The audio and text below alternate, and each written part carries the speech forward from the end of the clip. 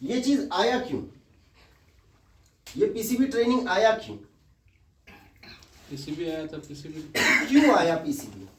आप लोगों ने एसी देखा होगा, वैसा भी जो एसी में पीसीबी नहीं होता, खासकर विंडो एसी देखे होंगे आप लोग, है ना? क्यों अब उसमें पीसीबी क्यों आ गया? रीजन क्या है इसका? इसका सीधा सीधी बस इतना ही रीजन है कि जैसे जैसे हर चीज की जो उत्पत्ति है ना, किसी भी पूरे संसार की उत्पत्ति, बस उसका जो सबसे स्टार्टिंग क्रम होगा वो होगा ऊर्जा, एनर्जी। हर चीज की स्टार्टिंग कहां से? एनर्जी से। एनर्जी ही हर चीज की उत्पत्ति है, हर चीज का क्रिएशन है, अगर साइंस के हिसाब से चले जाए तो। इंसान, अब एनर्जी भी बहुत प्रकार की होती है, हम लोग के जो फील्ड में एनर्जी है वो सिर्फ और सिर्फ किस एनर्जी की बात होगी? इलेक्ट्रिसिटी टाइप की एनर्जी की बात होगी। तो इलेक्ट्रिसिटी का क्या है कि वो दो तरीके का होता है, सभी लोग जानते हैं, बैटरी भी यूज करते हैं और डायरेक्ट एसी करंट भी यूज करते हैं। तो ये जो करंट है, जो अल्टरनेट करंट जिसको एसी करंट कहते हैं, वो करंट का क्या है कि जब इस्तेमाल किया जाता है तो उसका बिल आज के डेट में, उसकी खपत, ठीक है, फिर उसका मैन्युफैक्चरिंग, ये दोनों बैलेंस नहीं हो पा रहा। तो इसी को बैलेंस करने के लिए क्या किया जाता है? पीसीबी का इन्वेंशन किया गया। पीसीबी का इन्वेंशन करने का एक और रीजन है, वो है कि इंसान ज्यादा से ज्यादा चीजों को कंट्रोल कर सके। क्या करे? कंट्रोल कर सके। एक तरफ तो वो अपनी ऊर्जा को कंट्रोल करे कि वो कितना खर्च करे अपने हिसाब से, साथ ही साथ उसको कस्टमाइज करे कि भाई क्या है कि हम ऐसे करें तो ऐसा हो जाए, वैसे करें तो वैसा हो जाए। इसलिए पीसीबी का निर्माण किया गया। अब कोई भी पीसीबी में आप देखो कि क्या होता है, कोई भी पीसीबी में, किसी भी पीसीबी में एक चीज आपने गौर किया होगा कि उसमें जो एक कॉमन जो चीज होता है वो होता है क्या? इलेक्ट्रिसिटी। बिना इलेक्ट्रिसिटी के आपका पीसीबी रन नहीं हो सकता। और उस पीसीबी को दो पार्ट में बांट देते हैं, दो पार्ट में बांट देते हैं। उस पीसीबी में दो काम होता है जो मेन है किसी भी पीसीबी ट्रेनिंग में समझना। पहला, क्या उसमें सप्लाई जा रहा है कि नहीं, और क्या उसमें सप्लाई प्रॉपर बन रहा है कि नहीं। सप्लाई जाने का मतलब एसी करंट, सप्लाई बनने का मतलब डीसी करंट। क्योंकि कोई भी कंपोनेंट जो काम करता है वो किस पर काम करता है? डीसी पर काम करता है। तो पीसीबी के अंदर में ये एक सिस्टम बनाया जाता है कि वो आपके इलेक्ट्रिक एनर्जी को वो क्या करेगा? डीसी में चेंज करेगा। और सारा खेल बस उसके बाद है, सारा खेल बस उसके बाद है। अभी क्या है कि मान लो कि आप लोग किसी एसी बनाने गए और वहां पे पता चला, कोई भी एसी है, मतलब नॉन इन्वर्टर एसी की बात मैं कर रहा हूं अभी फिलहाल, E0 का एरर आया। इसी तरीके से E1 का भी एरर आता है, E2 का भी एरर आता है, कहीं कहीं पर किसी में जैसे LG वगैरह में CH करके भी आता है ना। अब ये एरर आया, एरर कंपनी क्यों बताइए कि भैया ऐसा एरर आपके पास शो करेगा, क्यों बताइए? ताकि आप फॉल्ट को डायरेक्ट समझ सको, फॉल्ट को डायरेक्ट समझ सको। अब मान लो कि E1 है, कहीं पर है, ये क्या है कि आउटपुट नहीं दे रहा, कंप्रेसर को आउटपुट नहीं दे रहा, ये आउटपुट के लिए मान लो आउटपुट। अब आपको एरर शो किया और पता चला कि कंप्रेसर को आउटपुट नहीं मिल रहा है। तो कंप्रेसर का आउटपुट नहीं मिल रहा है तो आप क्या देखोगे उसमें? सीधा सीधी जहां से कंप्रेसर का इनपुट और आउटपुट कनेक्शन होगा वहां पर आप सप्लाई चेक करोगे, है ना। तो उससे पता चलेगा कि अच्छा यहाँ पर सप्लाई नहीं बन रहा। सप्लाई क्यों नहीं बन रहा, क्या रीजन है? तो उसके लिए फिर आदमी आगे उसको ट्रेसिंग करना होगा। क्या करना होगा? फिर ट्रेसिंग करना होगा। तो इसी तरीके से वहां पर हम लोग क्या देखते हैं कि आउटपुट बना या नहीं बना, तब एक बात निकल के आती है, क्या? ट्रेसिंग, कि हमें फिर उसकी ट्रेसिंग करनी पड़ेगी। जिस तरीके से एक आम एसी टेक्नीशियन वो क्या करता है कि उसके पास एक कंप्लेन आया, क्या भैया मेरा एसी कूलिंग नहीं कर रहा। सर चल रहा है आपका एसी? हाँ चल तो रहा है लेकिन कूलिंग नहीं कर रहा। तो आप क्या करते हो? कोई भी यहाँ पे एसी वाले हैं? एसी वाले कोई है? आप हैं सर?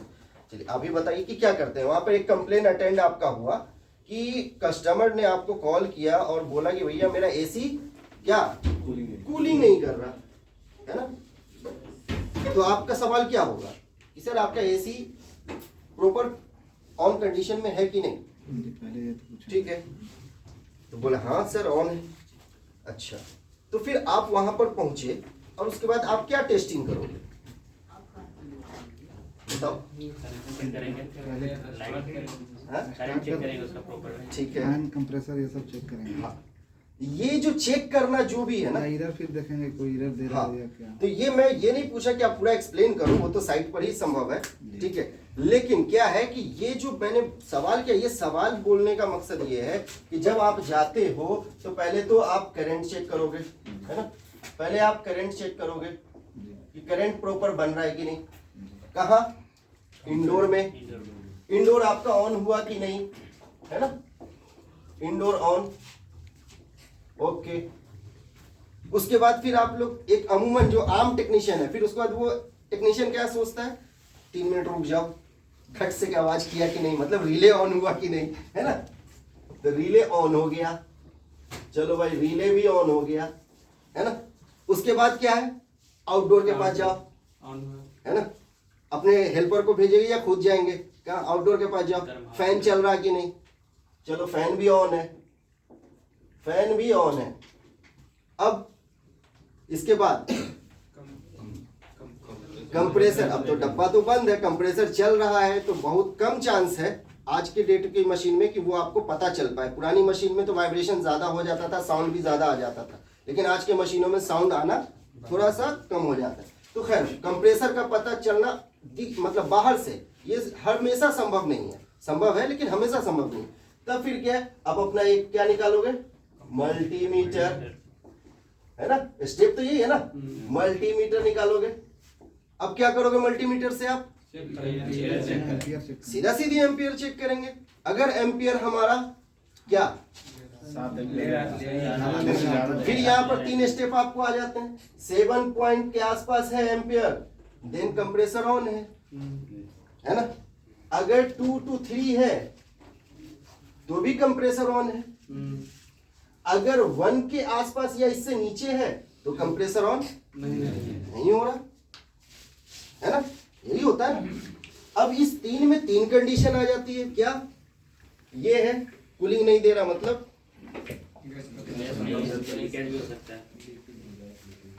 ये है 2 से 3 है तो क्या हो गया, वैसे ही नहीं है। और ये है कि सीधा चल ही नहीं रहा। तब फिर आप क्या करते हो, प्रेशर चेक करते हो, वाकई इसका गैस खत्म है कि नहीं। फिर उसके बाद आगे का प्रोसेस, सर गैस खत्म है, इसमें गैस भरना है। तो ये जो प्रक्रिया है ना, ये जो प्रक्रिया है, इस प्रक्रिया को क्या कहते हैं पता है, कहते हैं ट्रेसिंग। क्या कहते हैं, ट्रेसिंग। हाँ, अब इस प्रक्रिया में जो एक बात आई कि भाई स्टेप बाय स्टेप आपको चलना है, तो ये स्टेप बाय स्टेप अगर कोई बंदा इस प्रॉब्लम को लेकर अगर ना चले तो वो कहां कहां फंसेगा। मैं अपने स्टार्टिंग दौर की एक कहानी सुना देता हूं। वो क्या है कि मैं एक एसी को देखने गया, एसी ऑन है, कूलिंग नहीं कर रहा, ठीक है। क्यों कूलिंग नहीं कर रहा ये पता नहीं उस वक्त, ऐसे ही आप लोग की तरह सीख उक कर गया था, चला गया। मल्टीमीटर का भी इस्तेमाल सही से नहीं पता, बस खाली जाए फंसा दो, बात खत्म। उसमें रेंज क्या दे रहा है, उस रेंज के हिसाब से क्या उसका आंसर होना चाहिए, वो सब पता नहीं, ठीक है। कूलिंग नहीं दे रहा भाई, लास्टली क्या किया कि कूलिंग नहीं दे रहा है, अच्छा ऐसा करो कि इसमें गैस नहीं है, पाइप को खोलना शुरू, जैसे पाइप खोल रहे हैं गैस पूरा आ रहा है। अब क्या किया जाए भाई, यहां तो एम्पियर हमको नहीं दे रहा, लेकिन जब पाइप खोल रहे तो पूरा गैस आ रहा है। तो फिर पता चला क्या, गैस तब तक में उठ चुका, खत्म। तब पता चला कि नहीं, ये मेरे ट्रेसिंग करने का तरीका नहीं है। हमारे ट्रेसिंग करने का तरीका अलग अलग होना चाहिए और स्टेप बाय स्टेप होना चाहिए। तो यही तरीके को अगर आप फॉलो करोगे तो कभी भी आपका क्या होगा, गैस का वेस्टेज नहीं होगा। लेकिन ऐसे में क्या होगा, गैस का वेस्टेज हो जाएगा, पाइप कटिंग हो जाएगा, हो सकता है फ्लेयर बनाना पड़ जाए। एक काम करने आए थे और 10 काम आपको करना पड़ गया। तो इसी चीज के लिए ट्रेसिंग, तो ट्रेसिंग की बारीकियां आपको जाननी होगी, वो बताया जाएगा। और जब तक आप ट्रेसिंग नहीं समझोगे तब तक एक अच्छे बन तो जाओगे, लेकिन अच्छे कम समय में ज्यादा काम करने वाले। क्योंकि ट्रेसिंग को एक आम शब्दों में कहा जाता है क्या, ऑर्गेनाइज करना, किसी भी चीज को एक सिस्टम के तहत बांधना, कि हमें यहां से बस स्टैंड जाना है, सॉरी बस स्टैंड अब इधर हो गया ना, बस स्टैंड जाना है तो यहां से क्या करना होगा, सीधे तो जा नहीं सकते, है ना। तो हर चीज का एक ट्रेसिंग का ऑर्गेनाइज करने का एक तरीका होता है, तो वो एक हो गया इसमें ट्रेसिंग। ट्रेसिंग के बिना आप पीसीबी, है ना, ट्रेसिंग के बिना पीसीबी नहीं समझ सकते आप, पीसीबी नहीं, किसी भी दुनिया की कोई भी चीज नहीं समझ सकते बिना ट्रेसिंग के। बन तो बहुत कोई जाएंगे टेक्नीशियन, लेकिन अच्छे टेक्नीशियन कौन बनते हैं, जिनका सिलेक्शन कोई बड़ी कंपनियों में होता है, वो इसी सब चीज को फॉलो करते हैं। खैर, तो पीसीबी ट्रेनिंग में क्या है कि इसमें जो यहां पर बताया जाएगा, पहला आपको कि मल्टीमीटर, अच्छा सभी लोग के पास मल्टीमीटर तो होगा, जो भी एसी वाले होंगे या नॉन एसी वाले होंगे, सबके पास तो मल्टीमीटर होगा ना। उसको क्या कहते हो आप, क्लैंप मीटर। क्या वो आपके पास जो है वो क्लैंप मीटर है या फिर मल्टीमीटर है? यहाँ पर मिक्स लड़के हैं। नहीं, वो ठीक है, जो लड़के जान रहे हैं बस उनके, जिनके पास है वो चीज उसकी उनसे सवाल है। तो दोनों है, किसने कहा? आप, क्या नाम हुआ आपका? सॉरी, सुभाष सिंह। हाँ, तो आपने कहा कि वो क्लैंप भी है और मल्टीमीटर भी है ना। आपका क्या कहना है? क्लैंप मीटर है। किसका किसका कहना है कि वो क्लैंप मीटर है प्लस मल्टीमीटर है, और किनका किनका कहना है कि सिर्फ ये है? चलिए पहला वाले पे हाथ उठाओ आप। क्लैंप मीटर है लेकिन वो मल्टीमीटर का भी काम करता है। यस, दोनों में बस इतना ही अंतर है कि क्लैंप मीटर को क्लैंप किया जाता है, रीजन एम्पियर चेक करने के लिए, बस इतना ही है। हम लोग के पास एक छोटा सा येलो कलर का मल्टीमीटर होता है ना, उसको सिर्फ मल्टीमीटर कहते हैं, ठीक है। उसमें आप एम्पियर चेक नहीं कर सकते, कर सकते हो लेकिन तरीका अलग है, फिर उसके लिए आपको तामझाम करना पड़ेगा। जी सर जी, ठीक है। क्लैंप मीटर जो होता है वो पंखा का कंटिन्यूटी नहीं बताता है, लेकिन मल्टीमीटर बताता है, तो ये एक अंतर है। हाँ, अंतर है रेंज के हिसाब से। जब आपको कंपोनेंट जब आप पढ़ोगे ना, ये ट्रेसिंग से पहले जो है कंपोनेंट होता है, तो कंपोनेंट का क्या होता है ना कि अलग अलग फंक्शन होता है। दोनों में अंतर हो गया ना? हाँ, अंतर है ना, तो वही तो बता रहा हूँ कि कंपोनेंट जो होता है ना, कंपोनेंट में आपको हर कंपोनेंट का एक अलग अलग रेंज होता है, एक अलग अलग वैल्यू के हिसाब से। तो मल्टीमीटर और क्लैंप मीटर हो चाहे जो भी मीटर हो, वो उस वैल्यू के अकॉर्डिंग काम करता है। पंखे में जब आप देखते हो तो उसमें क्या होता है, कॉइल होता है ना, होता है ना कॉइल होता है, सब कुछ जान रहा है कि वाइंडिंग है, कॉइल है ना। लेकिन जब आप किसी पीसीबी बोर्ड के कॉइल को देखते हो तो दोनों में फर्क इतना आएगा कि पंखे का कॉइल जब शॉर्ट होता है ना, तब क्या करेगा, कुछ नहीं, आपको कोई टीटा टूटू नहीं करेगा, है ना, ना वैल्यू देगा, यही होता है ना। तो पंखे के कॉइल के बारे में मैं ज्यादा नहीं जानता, लेकिन अमूमन यही कॉइल का फंक्शन है। लेकिन क्या होगा कि जब उसका कॉइल वाइंडिंग अगर अच्छा रहेगा तो क्या करेगा, वो नहीं, वैल्यू देगा, कंटिन्यूटी नहीं बताएगा। लेकिन जब वही आप एक छोटे कॉइल जो पीसीबी वगैरह में लगे रहेंगे, या ट्रांसफार्मर के आप कॉइल को जब आप चेक करोगे तो क्या करेगा, कंटिन्यूटी देगा, है ना। तो ये कंपोनेंट के अलग अलग वैल्यू या अलग अलग उसके साइज के अकॉर्डिंग वैल्यू कुछ चेंज हो जाता है। इसी चीज को समझने के लिए कंपोनेंट पर पूरा का पूरा फोकस करना पड़ता है, इसीलिए कंपोनेंट पर पूरा का पूरा फोकस करना पड़ता है। आपने जो सवाल कहा ये सीखने वाले लोगों के लिए सवाल था, और वाकई आप सीख रहे हो। हाँ, तो यही होता है, अगर आप सीखोगे ना तो हर चीज में, हर चीज का कहीं कहीं पर आप रजिस्टर को नापोगे ना, आपके पास तो पीसीबी वगैरह आती ही रहते हैं, जाती ही हो एसी, अब आपको तो पता नहीं, इसलिए उतना ट्रेसिंग करते नहीं हो, चेक करते नहीं हो। लेकिन क्या है ना कि कभी कभी रजिस्टर को चेक करो तो बीप दे देगा और कभी कभी नहीं देगा बीप। क्या रीजन है इसका, कोई बता सकता है यहाँ पर? खासकर मोबाइल वाले जो पीसीबी को खासकर देखते हैं तो नहीं, ये गौर खुद से करना होता है। रजिस्टर जो होता है, कोई भी रजिस्टर आप लोगों ने कैसा, जो भी यहाँ पे मोबाइल वाले होंगे उन्होंने रजिस्टर ऐसा देखा होगा, है ना? ये पूरा ब्लैक बॉडी है, ऐसा ही रजिस्टर देखा ना, एसएमडी टाइप। ओके, तो इसको जब चेक करते हुए तो क्या है, इसको जब आप चेक करते होगे तो आपको तो सीधा सीधी क्या कहेगा, 4 0 1 2 3 4 5 6 एंड देन 7।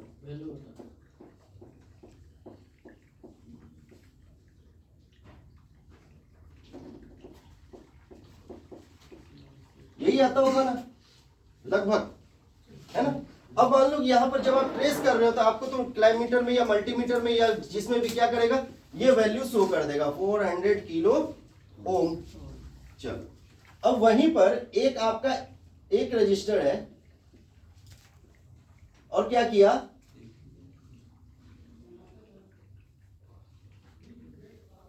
चलो अब ये है 100, तो क्या करेगा, इसका वैल्यू क्या है, इसका वैल्यू 10 है ना, 10 क्या है, ओम, है ना, ओम। तो ये 10 ओम है, तो इसको जब आप चेक करोगे तो क्या करेगा वो, यस, क्या करेगा। अब बताओ ये बीप क्यों दिया, ये बीप नहीं दे रहा, इसमें ये ओम है, हाँ? इसमें हाँ। सारे सिर्फ ओम है। नहीं नहीं नहीं नहीं, सिर्फ ओम की वजह से नहीं, इसकी वैल्यू क्या है, ज्यादा है, इसकी वैल्यू ज्यादा है, इसमें प्रतिरोध क्षमता क्या है, ज्यादा है, और इसमें प्रतिरोध क्षमता कम है। तो जब आपके क्लाइमीटर को जब आप गौर से देखोगे तो उसमें दो तरीके की सेल लगी होती है, किसी में 9 वोल्ट की तो किसी में AAA 3 पीस, हो सकता है नहीं देखा होगा AAA 3 पीस वाली, मेरे पास है, दिखा दूंगा। लेकिन 9 वोल्ट, तो 9 वोल्ट जब आपके प्रॉब से जो जिस चीज को आप चेक करते हो तो उसमें भी क्या होता है, करंट फ्लो होता है। उस करंट फ्लो को क्या करता है, ये बोलता है भैया हमारे पास बहुत पावर है, हम तो जाने नहीं देंगे तुमको, तो बस वो एक वैल्यू दिखा दे, भैया इतना प्रतिरोध के साथ ये हमें क्या कर रहा है, रोक दे रहा है। लेकिन यहाँ पे बोल रहा है इसके पास 10 ही पावर है, ये हमको रोक नहीं पा रहा है, तो उसका क्या होता है, कंटिन्यूटी बता देता है। तो ये अलग अलग कंपोनेंट जो भी हो, चाहे वो कॉइल हो, चाहे वो आपका कैपेसिटर हो, चाहे वो आपका ट्रांजिस्टर हो या मॉसफेट, तो हर वैल्यू के अकॉर्डिंग उसकी ट्रेसिंग या उसकी टेस्टिंग, है ना, वो चेंज हो सकती है। इसी चीज को समझने के लिए तो लोग बाहर जाते हैं, दिल्ली, मुंबई, कलकत्ता, है ना, हाँ, और कुछ लोग जो बीटेक करने जाते हैं 4 साल, इसमें इलेक्ट्रॉनिक्स में, है ना, इसीलिए। लेकिन वो तो खैर बीटेक वाले हैं, उनकी तुलना नहीं की जा सकती। लेकिन हाँ, जो हम लोग टाइप के जो जाते हैं बाहर जाकर सीख कर आते 3 महीना 4 महीना में, उनके लिए बात है। तो कंपोनेंट देन ट्रेसिंग, जब तक आपको कंपोनेंट नहीं तब तक आपका ट्रेसिंग नहीं। और कंपोनेंट समझना ऐसा है कि जैसे मार्केट में जाते हैं ना चॉकलेट खरीदने, डेयरी मिल्क खाना है या फिर नॉर्मल पार्क लेना है या फिर ऐसा, बस इतना ही है। उसमें जितना अंतर है ना टेस्ट का, बस इतना ही अंतर है, दाम सबका बराबर है मोटा मोटी, है ना। तो बस इतना ही अंतर से समझना है। अब उसको समझने के लिए मैं हूं, हर एक सवाल का जवाब भी और हर चीज का प्रैक्टिकल भी, कि आप रजिस्टर को चेक कर रहे हो तो कैसे चेक करोगे, मेरे सामने करके दिखाओ, मैं खुद करा के समझाऊंगा प्रैक्टिकली। किसी चीज में कोई भी थ्योरी नहीं, मतलब थ्योरी नहीं का मतलब ये नहीं कि थ्योरी नहीं फिर बाद में फिर हमको याद करते रहोगे। तो इतना थ्योरी कराऊंगा कि बाद में हमको इस चीज के लिए परेशान नहीं करोगे, और प्रैक्टिकल इतना करा दूंगा कि दोबारा थ्योरी की जरूरत नहीं पड़ेगी, है ना। हाँ, तो पीसीबी में पहला तो ये है कि आपका कंपोनेंट जो कि यहाँ पर बताई जाएगी, और कंपोनेंट में भी अमूमन जानते हो कितने तरह के कंपोनेंट का इस्तेमाल तमाम आप लोग का, हम लोग के फील्ड में है, लगभग 18 से 20 तरह का। इससे ज्यादा कंपोनेंट का इस्तेमाल नहीं है, इससे ज्यादा कंपोनेंट का इस्तेमाल नहीं है, जिसमें खासकर 4 ही 5 कंपोनेंट ऐसे हैं जिसको बार बार इस्तेमाल किया जाता है या उसी कंपोनेंट से मिलकर कोई बड़ा कंपोनेंट बन गया। जैसे कि एग्जांपल के लिए हम लोग सब जानते हैं क्या है, डायोड। एक कॉमन है, डायोड सब जान रहे हैं।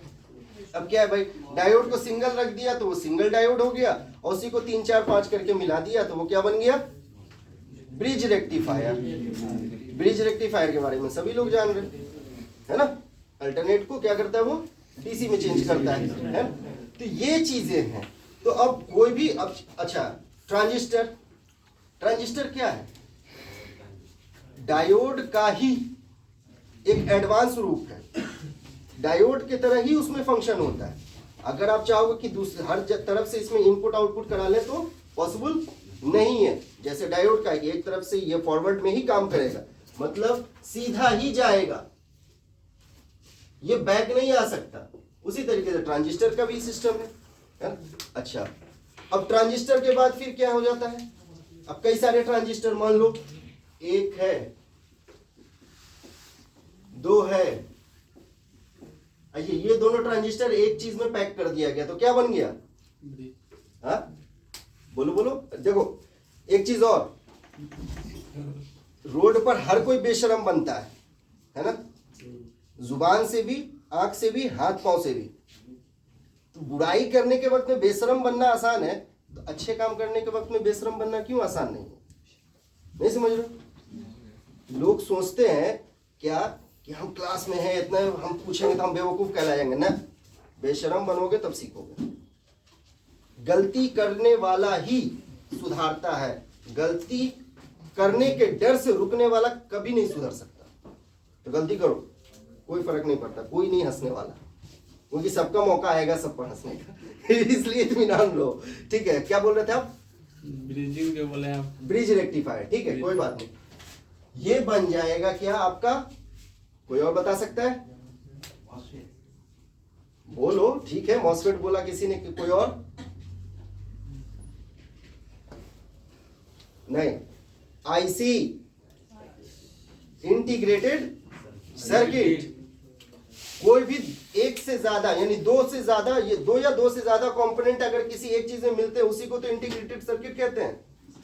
कोई भी आईसी का वर्किंग क्या है, कहीं से वो एक सप्लाई लेता है तो कहीं से एक सप्लाई आउट करता है और किसी को ऑपरेट कराता है, यही तो उसका काम है। वो सारे फंक्शन को करने में क्या करता है, वो कई सारी चीजें उसमें मिली होती हैं। जब तक मिलेंगी नहीं तब तक करेगा नहीं। अब इसका एक सिंपल सा एग्जांपल, हम लोग क्या देखते हैं कि ये ट्रांजिस्टर के बारे में अगर किसी ने सुना होगा तो अच्छी बात है, नहीं सुना तो थोड़ा सा सुन ले, बस हल्का फल्का। एक ट्रांजिस्टर है, क्या ये एनपीएन, ठीक है, क्लियर है? अब ये एनपीएन ट्रांजिस्टर है। मान लो कि किसी चीज को ऑपरेट करने के लिए कोई एक चीज है, यहां पे कोई एक लोड है, ठीक है, एक लोड है और इसको यहां पर मिला हुआ है पॉजिटिव 5 वोल्ट, ओके 5 वोल्ट, और इसको यहां पर चाहिए क्या, इसको ऑपरेट होने के लिए क्या चाहिए, इसको ऑपरेट होने के लिए इसको तो पॉजिटिव वैल्यू मिल गई है ना। तो कोई भी चीज जो ऑपरेट होता है, चलता है, वो किस तरीके से, जब तक उसको लाइन और न्यूट्रल ना मिले, है ना। उसी तरीके से अगर पीसीबी में बात किया जाए तो पॉजिटिव और निगेटिव ना मिले या सप्लाई और ग्राउंड ना मिले, है ना। तो उसी तरीके से मान लो इसको 5 वोल्ट मिल चुका, लेकिन इसको चालू होने के लिए क्या चाहिए, निगेटिव, ठीक है। अभी ये नहीं देखना कि डायरेक्ट सर पी से आप क्यों मिला दिए, पी का लॉजिक यहाँ पर अलग है जो कि हम लोग कंपोनेंट में पढ़ेंगे, ठीक है। मैंने सिर्फ ये पॉजिटिव सप्लाई के लिए इसको जोड़ दिया है, ठीक है। तो अब क्या है कि इसको कहीं से निगेटिव मिल रहा है ना, इसको कहीं से निगेटिव मिल रहा। अब ये क्या करता है कि जब इसको निगेटिव मिलता है और इसको यहाँ पे पॉजिटिव मिलता है, तो ये क्या करता है, जाकर इसको यहाँ से आउट करके यहाँ जोड़ देगा। तो ये क्या होगा, ये लोड क्या होगा, स्टार्ट हो जाएगा। यहाँ पर जो भी लगा हो, एलईडी लगा हो, चाहे फैन लगा हो या समथिंग कुछ भी हो, तो ये क्या होगा, ऑन हो जाएगा। तो इसको ऑन करने का काम कौन कर रहा है, ट्रांजिस्टर। ट्रांजिस्टर का फंक्शन क्या हो गया, switching, on off on off on off. लेकिन यहां पर हम लोग क्या करते हैं, मैनुअल ऑन ऑफ करते हैं यहाँ पे ये कंडीशनल लॉजिकल ऑन ऑफ हुआ कि एक समय सीमा पर ये खुद से ऑन और ऑफ कर दे। यही तो होता है जब हमारा डिग्री सेल्सियस जब हम सेट करते हैं 16 टेम्परेचर, है ना, तो कंप्रेसर तब तक ऑन रहता है जब तक 16 डिग्री ना हो जाए क्या रूम का टेम्परेचर। जैसे ही रूम का टेम्परेचर 16 डिग्री होता है ये क्या करता है ना, फिर वापस से उसी में एक सेटिंग किया है क्या कि 20 तक पहुंचेगा तो क्या करें ना, है ना। तो उसी तरीके से हर एक कंपोनेंट का काम लगभग एक होता है, वो क्या होता है स्विचिंग कराने का। मैं आगे बताऊंगा, हालांकि 8 तरह का काम होता है किसी भी कंपोनेंट का जो है ना, 8 तरह का काम होता है, जिसमें एक काम मुख्य है वो क्या है स्विचिंग। तो ये मान लो स्विचिंग करा दी। अब इसी तरीके से मान लो कि यहाँ पर बहुत सारी चीजें हैं। एक एग्जांपल कुछ मिटाने के लिए है सर, एक एग्जांपल, ये आपको एक एलईडी है ना, फिर आपको एक एलईडी है और फिर आपको एक एलईडी है,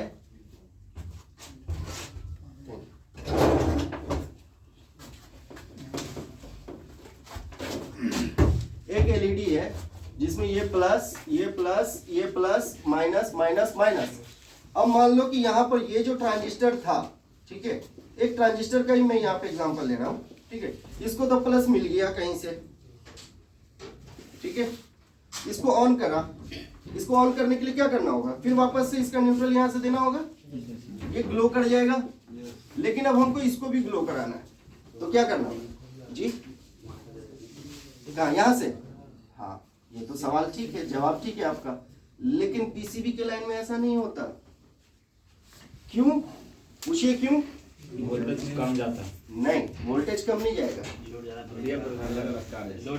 लोड बढ़ेगा। हाँ क्या बढ़ेगा, लोड बढ़ेगा, यानी एम्पियर चाहिए होगा। क्या चाहिए होगा, एम्पियर। एम्पियर जब आप चाहिए तो क्या करना होगा, जब भी पीसीबी में कोई चीज अगर डीसी सप्लाई में जाता है ना, तो वो मेनली आप एक बात दिमाग में रख लो कि वो 1 एम्पियर से नीचे का वोल्टेज रहेगा, कभी भी नहीं। क्यों? इसका सीधा एग्जांपल आपके पास ये है कि कोई भी एसी पीसीबी को जब आप लोग उसमें फॉल्ट आता होगा, जब आप लोग चेक करते होगे तो उसमें एक फ्यूज देखते होगे लगा होगा, है ना, वो फ्यूज का एम्पियर बता सकते हो आप? बोलो बोलो बोलो, बोलने में मत शर्माओ। सॉरी 10 एम्पियर, ठीक है। और किसी का कोई जवाब, और किसी का कोई जवाब? 10 एम्पियर और ठीक है, कोई बात नहीं। अगर सभी को नहीं दिख रहे हैं तो मैं बोल भी दूंगा। 3.15 किसी भी एसी पीसीबी में आप देखोगे वहां पर जो फ्यूज लगा होता है उसकी क्या होती है एम्पियर कैपेसिटी 3.15। अब ये 3.15 तो आ गया, लेकिन हमारा कंप्रेसर कितना पे चलता है, मिनिमम 7। एक नॉर्मल ऑपरेशन जो उसका होता है उस पर तो 7 होता है, फिर ये फ्यूज शॉर्ट क्यों नहीं कर रहा, ये फ्यूज खराब क्यों, क्योंकि इससे जस्ट डबल से भी ज्यादा है। हाँ, ये पीसीबी में जा रहा है और ये पीसीबी में जाकर फिर आगे जाकर वो क्या होता है, एक ट्रांसफार्मर से जुड़ता है।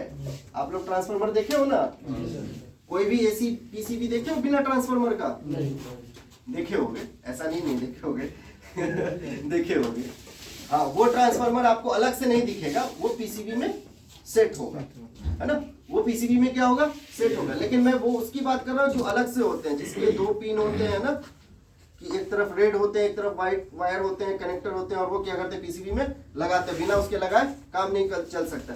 तो ये जो एम्पियर है, ये एम्पियर कहाँ जाता है, उसी ट्रांसफार्मर में जाता है ना, और उस ट्रांसफार्मर से फिर क्या होता है, आगे जाके डीसी बनता है, और फिर इसके एम्पियर को और क्या कर दिया जाता है, कम कर दिया जाता है, जो कि 0.5 के आसपास चला जाता है, 0.5 के आसपास। और फिर हर कंपोनेंट के हिसाब से फिर उसको अलग अलग मिली एम्पियर में तोड़ा जाता है, और फिर आगे बहुत सारी फंक्शन है।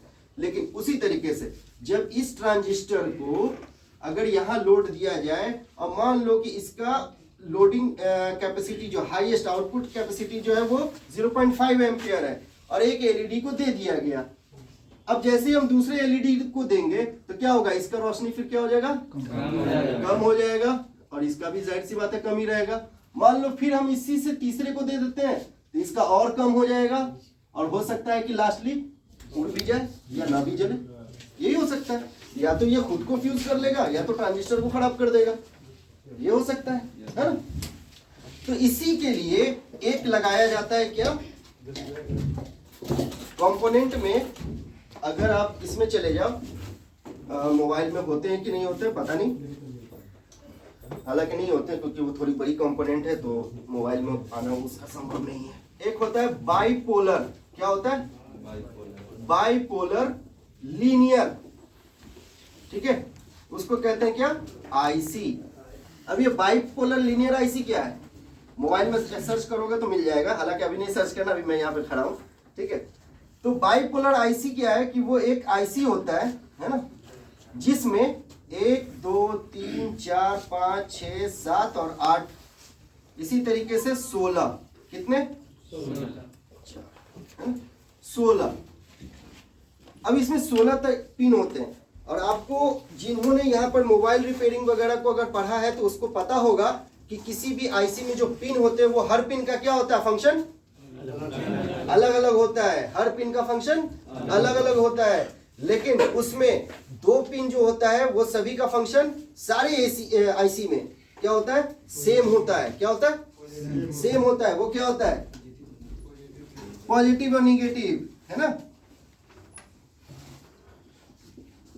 मान लो इस 16 पिन में से 2 पिन आपको क्या मिलेंगे, पॉजिटिव और एक निगेटिव, ये है।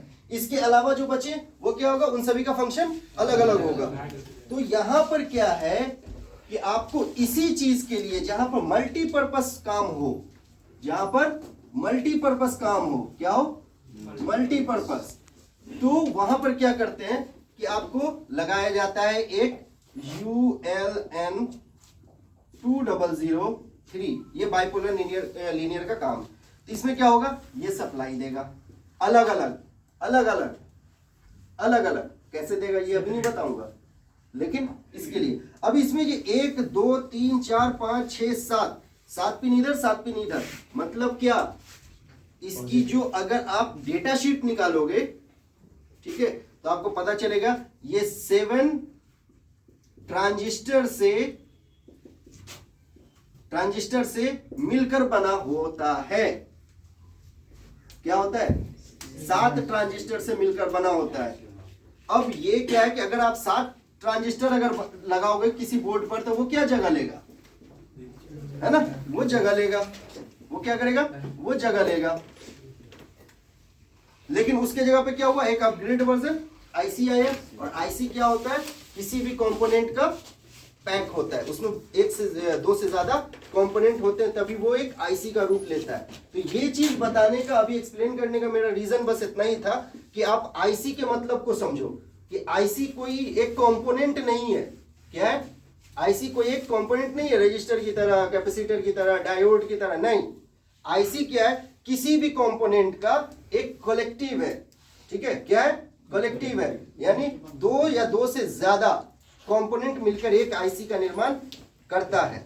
उसी में आईसी फिर कई प्रकार के होते हैं, वो आगे पढ़ेंगे हम लोग, जिसमें सबसे ज्यादा कॉमन आईसी जो होता है, मतलब सबसे इंपॉर्टेंट आईसी जो होता है, उसको सभी लोग एमसीयू या सीपीयू, ये 2 नाम से जानते हैं, जो कि सबसे एडवांस लेवल आईसी होता है। इससे बड़ा आईसी अभी दुनिया में कोई नहीं, और इससे अगर बड़ा कोई आईसी बनेगा ना तो उसका भी नाम यही रखा जाएगा, उसका भी नाम यही रखा जाएगा। रीजन कि ये हो गया माइक्रो, क्या हो गया, मल्टी कंट्रोलर यूनिट या माइक्रो कंट्रोलर यूनिट। उसी तरीके से सेंट्रल प्रोसेसिंग यूनिट, यानी कोई एक ऐसा केंद्र, ऐसा जगह जहां से पूरी चीजों को क्या किया जाए। जैसे अपने इंडिया का सेंट्रल प्रोसेसिंग यूनिट कहाँ है, यस, बिहार का, हाँ, उसी तरीके से।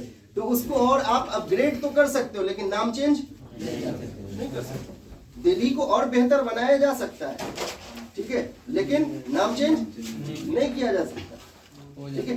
तो वही चीज है।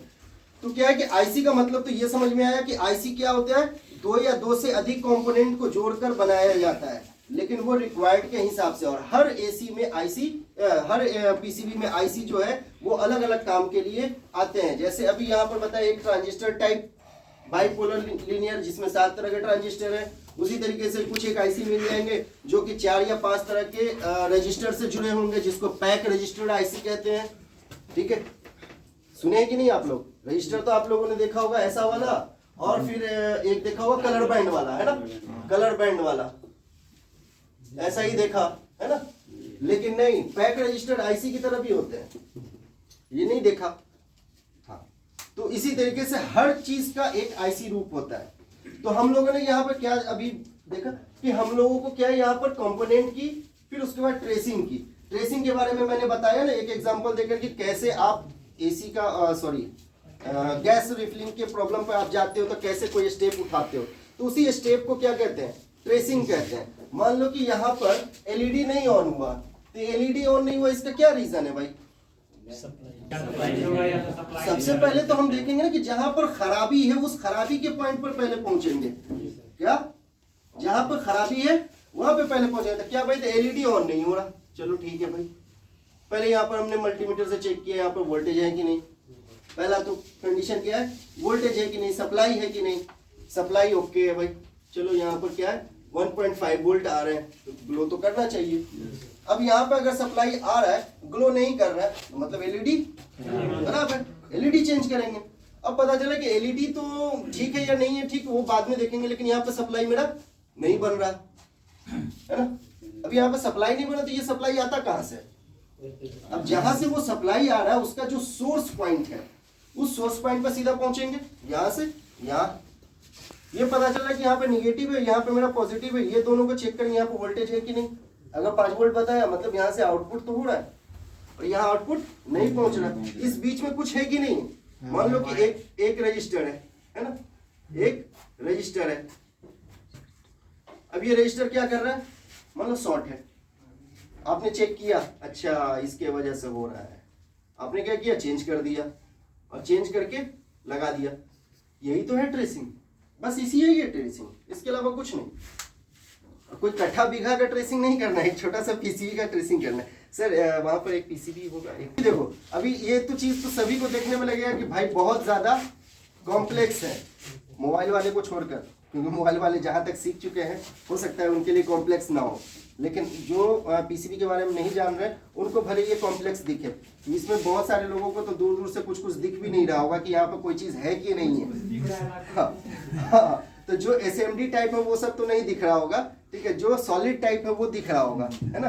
तब इसी में जो है क्या है कि आपको मैं बताऊं एक चीज सीधा, यहाँ पर से क्या है ना कि MCU निकाला हुआ है ना। अब ये MCU है कि क्या है ये कैसे पता चला? मैं आज से पहले यहाँ पर आया नहीं, और अभी मेरे हाथ में ये पीसीबी आया, देखते के साथ पता चला कि यहाँ पर क्या है, पहले तो इसका MCU निकाला हुआ है ना। कैसे पता चलेगा? ये आपको प्रैक्टिस से पता चलेगा। और वो प्रैक्टिस कैसे होगा? जब तक आप कंपोनेंट और ट्रेसिंग ना जानो, कंपोनेंट और ट्रेसिंग ना जानो, है ना।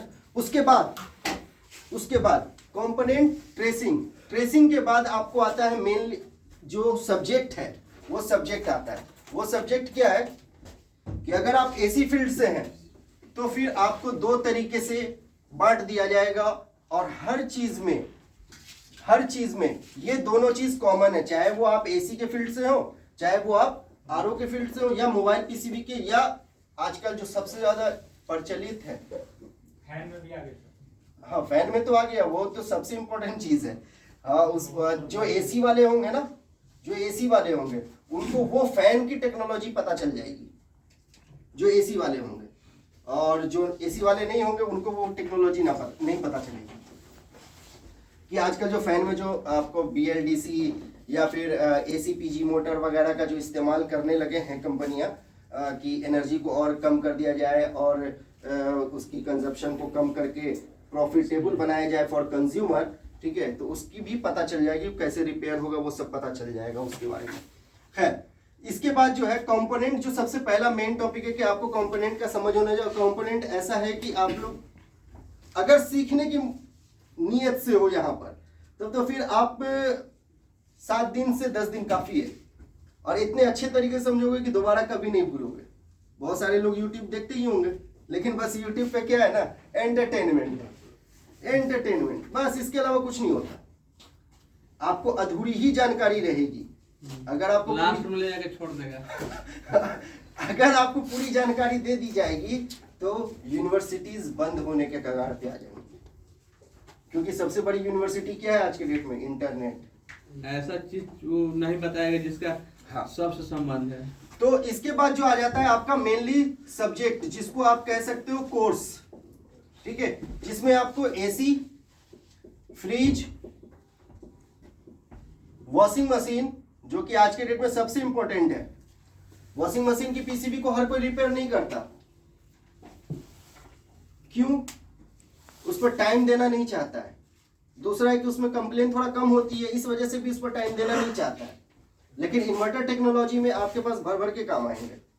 रीजन कि उसका प्रोटेक्शन कस्टमर नहीं कर पाता। एसी का प्रोटेक्शन करेगा, वॉशिंग मशीन का प्रोटेक्शन नहीं कर पाएगा वो। खैर, फ्रिज, अच्छा, जो आरओ है, मैं आरओ वाले के लिए भी बता दे रहा हूँ। आरओ में भी पीसीबी लगते हैं, हाँ या ना? लगते हैं। सिर्फ आप एसएमपीएस को जान रहे हो? एक्वागार्ड का देखे हो मॉडल? उसमें जब जाओगे ना तो एसएमपीएस से भी ऊपर पहुंचा देगा वो। एक्वागार्ड का जो आरओ होता है ना, उसमें बहुत ज्यादा प्रोटेक्शन होते हैं, बहुत ज्यादा उसमें कंट्रोलिंग होते हैं, बहुत सारा उसमें फंक्शन होते हैं। उसका तो कोई मेम्ब्रेन जो है वो पूरा का पूरा इलेक्ट्रॉनिक ही वर्क करता है किसी किसी मॉडल का। तो खैर, एसएमपीएस सही है, क्योंकि एक कॉमन आरओ में क्या होता है, मेनली एसएमपीएस होता है। उसमें जो मोटर होता है, मोटर का काम मोटर से सीख लेंगे, ठीक है, सारे मोटर का फंक्शन लगभग एक जैसा। लेकिन जो इसमें एसएमपीएस है, जो उस मोटर को रन कराता है, उसको बनाना आपके लिए एकदम बाएं हाथ का खेल हो जाएगा। उम्मीद करें कि अगर जो बच्चे क्लास करेंगे वो 25 दिन के अंदर में एसएमपीएस बनाना जान जाएंगे, 25 दिन के अंदर। खैर, आरओ और हाँ, ओवन। एक चीज और है जो हम लोग सभी लोग मजबूरी कहो या खुशी कहो या इन्वायरमेंट से प्यार कहो, उसके लिए इस्तेमाल करते हैं। बताओ क्या? एक और चीज हम लोग आज के समय में इस्तेमाल करते हैं, बहुत ज्यादा इस्तेमाल करते हैं, वो उसकी मजबूरी कहो चाहे इन्वायरमेंट से प्यार। वो क्या है? ना, मोबाइल तो इन्वायरमेंट से प्यार नहीं है, वो तो नुकसान पहुंचा रहा है, वो तो नुकसान पहुंचा रहा है ना। पैसा इन्वायरमेंट से कोई मतलब ही नहीं है उसको। इन्वर्टर, हाँ? इन्वर्टर, ना, ईवी नहीं जानते हो? रास्ते पर चलते हो यार, इतना सारा देखते हो। हाँ, क्या होता है? इलेक्ट्रिकल व्हीकल क्या है? इन्वायरमेंट से प्यार ही तो है ना। और शॉर्ट डिस्टेंस के लिए, आराम से जाने के लिए तो सबसे अच्छा रास्ता यही है ना, कहीं भी ले जाता है ना। ऑटो वाला बोलेगा ना हम गली में नहीं जाएंगे, लेकिन ये क्या बोलेगा, बैठिए ना भैया, 10 रुपया तो लगता है, कहीं भी जाइए, है ना। इलेक्ट्रिकल व्हीकल, तो इलेक्ट्रिकल व्हीकल का पीसीबी जो चाहे वो कर सकते हैं। इसमें फिर आपको आ जाता है ये दोनों का 2 पार्ट, सॉरी ये इसका भी 3 का। एक आ जाएगा क्या, इन्वर्टर, और एक इसका क्या आ जाएगा, नॉन इन्वर्टर।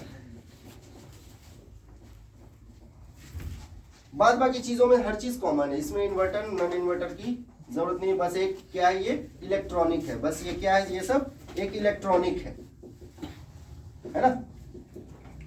अब इसमें जो है इन्वर्टर और नॉन इन्वर्टर, इसमें नॉन इन्वर्टर जो है, ये आप लोग जो काम कर रहे हैं वो तो कंटिन्यू देख रहे हैं, उसके पीसीबी को भी देख रहे हैं, लेकिन जो इन्वर्टर वाले हैं वो उसके पीसीबी को देखने भी नहीं जाते। भाई देखने का भी मतलब है कि इसमें कोई एरर आ जाना। आउटडोर खोला, पीसीबी का सेक्शन थोड़ा बहुत नट बोल्ट खोले तो चांसेस है एरर आ जाना, चांसेस है। वो उसको बनाया ही गया इसी तरीके से, इतना सेंसिटिव है कि 5 सेंसर ऐसे ही नहीं लगाया हुआ है उसमें। 5 सेंसर ऐसे ही नहीं लगाया गया है। हाँ। तो ये हो गया इन्वर्टर।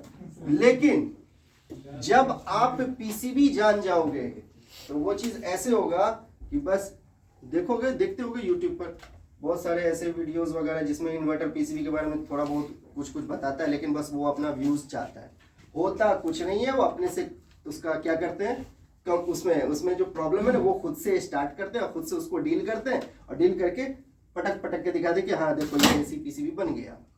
ठीक है, तो कल को आप जब एसी पीसीबी जान जाओगे हकीकतन, तो फिर आप भी उसके पीसीबी को खोलने से डरोगे नहीं। क्या समझे? और डरने की बात तो छोड़ दो, देखकर पता चलेगा कि प्रॉब्लम कहाँ से हो सकता है, वो प्रॉब्लम क्यों, उसके लिए सर के पास इलाज है। जैसे सर हिटाची है ना सर, अब हिटाची तो सर के पास पता है क्या कि किसी भी हिटाची कंपनी में अगर एसी में प्रॉब्लम आती है तो वो प्रॉब्लम क्या होगी, वो सर के पास उसका पूरा का पूरा डाटा शीट है। वो क्या होता है, एरर कोड। क्या होता है, एरर कोड। कोई भी कंपनी जो एरर कोड बनाती है ना, तो उसके अलावा कोई भी प्रॉब्लम एसी में नहीं आ सकता। उसके अलावा कोई भी प्रॉब्लम एसी में नहीं आ सकता। कोई भी कंपनी जो एरर कोड बनाती है उसका मतलब ही यही है कि बस यही प्रॉब्लम आ सकता है, इसके अलावा कोई प्रॉब्लम नहीं आ सकता। और वो सब प्रॉब्लम के बारे में पीसीबी पर प्रिंट किया होता है। जैसे एक एग्जांपल जो सभी लोग जानते हैं, कम्युनिकेशन एरर है ना, हाई वोल्टेज एरर है, ठीक है, लो वोल्टेज एरर है, ठीक है, रूम सेंसर एरर है ना, वो सब बस यही तो एरर है। उसी एरर को समझकर आपको पीसीबी जो है वो क्या किया जाएगा, इन्वर्टर हो या नॉन इन्वर्टर, उसी एरर के बेस पर, और सभी का एरर लगभग सेम होता है, उसी एरर के बेस पर सारे के सारे पीसीबी को रिपेयरिंग करना हम लोग सीखेंगे। जिसमें दो चीज कॉमन होगी, वो होगी उसकी पावर सप्लाई एक तरफ, और दूसरा होगा फंक्शन सप्लाई, फंक्शन। इस दो पार्ट में पीसीबी को बांट दिया जाएगा। पावर सप्लाई जिसने समझा वो दुनिया का 50% पीसीबी बनाना जान जाएगा। 50% जिसने पावर सप्लाई को समझ लिया, मेरे पास वो एसी फ्रिज ये सब समझेगा, उसको आधा समझ में आ जाएगा पावर सप्लाई क्या है। पावर सप्लाई फंक्शन के लिए आपको फिर इसके एरर कोड पर वर्क करके आप लोगों को सारे के सारे सेक्शंस के जरिए बताया जाएगा। और बताने में जैसे कि पावर सप्लाई सेक्शन हो गया, ठीक है, उसी तरीके से डीसी लिंक सेक्शन हो गया, उसी तरीके कंप्रेसर सेक्शन हो गया, बीएलडीसी फैन मोटर सेक्शन हो गया, ठीक है, या फिर फैन सेक्शन हो गया, या फिर डिस्प्ले सेक्शन। अच्छा, डिस्प्ले के बारे में क्या करते हैं हम लोग, डिस्प्ले में कोई खराबी आती है तो सीधा सीधा क्या करते हैं, पूरा पीसीबी चेंज कर देता है। कस्टमर का भट्टा बैठा देते हैं, है ना सर? अपना पैकेट भरते हैं सर, हाँ? अपना पैकेट भरते हैं। अच्छी बात है, पैसा कैसे भी कमाओ, लेकिन बस तरीका सीधा होना चाहिए, उसमें लीगल होना चाहिए, इलीगल तरीका नहीं होना चाहिए। चाहे पैसा जैसे कमाओ, पूरा पीसीबी चेंज करा के या पूरा एसी चेंज करा कर, फर्क नहीं पड़ता, वो कस्टमर जाने, कस्टमर का काम जाने। लेकिन क्या होता है, डिस्प्ले भी आप क्या कर सकते हो, बना सकते हो, डिस्प्ले भी आप बना सकते हो और आराम से बनेगा। बस यही है कि आपको क्या होना चाहिए, कंपोनेंट आपके पास, ट्रेसिंग करने का तरीका, और आपको सारे के सारे एरर कोड्स और उसके फंक्शंस की, सेक्शंस की जानकारी। ट्रेसिंग के बाद आपको बताया जाएगा सेक्शंस। हर पीसीबी में लगभग आपको जो है, मतलब अगर एसी की बात किया तो लगभग एसी में 30 से 40 आपको सेक्शन मिलेंगे, इन्वर्टर और नॉन इन्वर्टर मिलाकर 30 से 40, ठीक है, 30 से 40। और 30 अगर 30 को भी अगर पकड़ के चले तो 30 जो सेक्शन होगा वो एक दूसरे से जुड़ा हुआ है।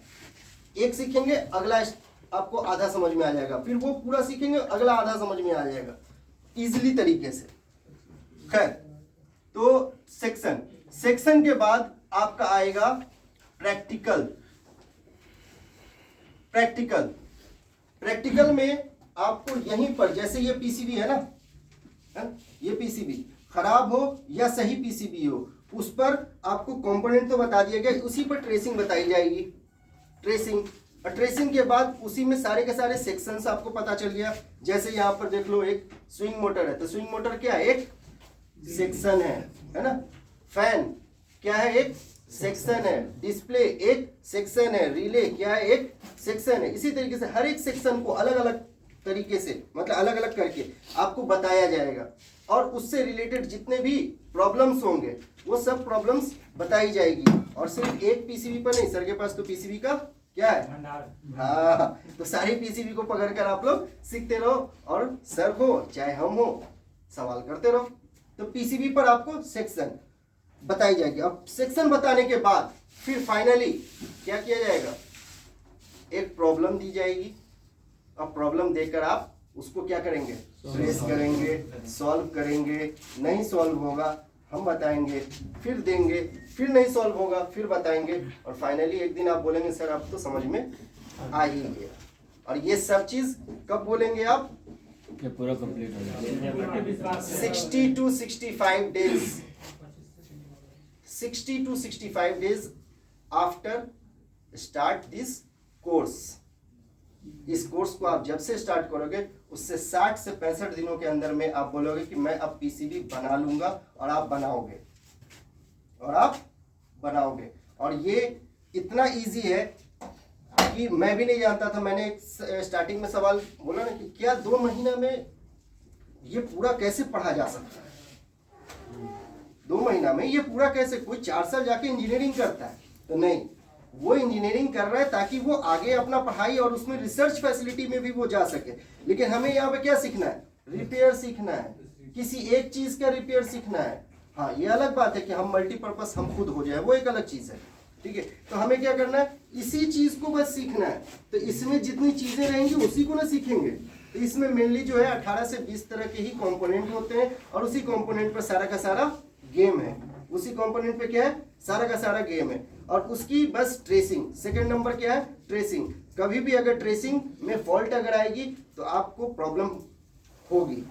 तो कभी भी किसी भी चीज का क्या होगा, इनपुट और आउटपुट, बस यही पर ध्यान देना, वही ट्रेसिंग का रास्ता आपको तय करेगा। अब जाना है जैसे बैरिया बस स्टैंड, तो आप ऐसे थोड़ी करोगे कि यहाँ से जाओगे पहले पटना जंक्शन, फिर पटना जंक्शन से जाओगे 0 माइल, फिर 0 माइल से आगे ऐसे। यहाँ पर जब हमको सीधा है भाई रोड पर निकल के हम ऑटो पकड़ेंगे सीधा वहां पहुंच जाएंगे। तो यही है ट्रेसिंग का रास्ता।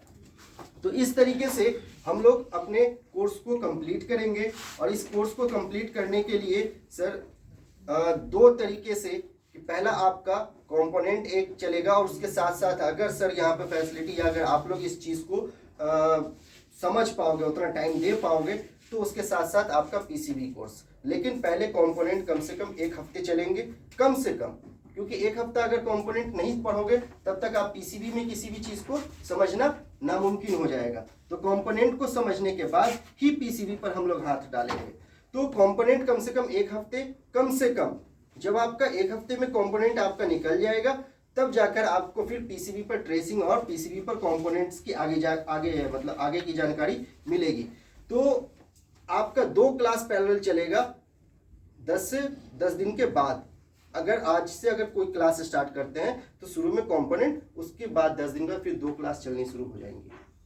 तो ये देखना है और ये सर के पर भी डिपेंड करेगा और बच्चों पर डिपेंड करेगा कि क्या वो 2 क्लास अटेंड कर सकते हैं कि नहीं, क्या समझे। तो ये सारी बातें, तो हमारे हिसाब से जो एक्सप्लेनेशन था वो तो यही था कि आप लोगों को एक पीसीबी सीखने में क्या है और किन किन चीज़ों की ज़रूरत पड़ेगी, जिसमें सबसे पहले जो है वो कंपोनेंट था, ट्रेसिंग है। ट्रेसिंग जो है वो क्या है, सेक्शन वाइज होगा और जब सेक्शन वाइज आपका ट्रेसिंग कंप्लीट हो जाएगा तो जाहिर सी बात है प्रैक्टिकल करना आसान हो जाएगा किसी भी चीज़ का।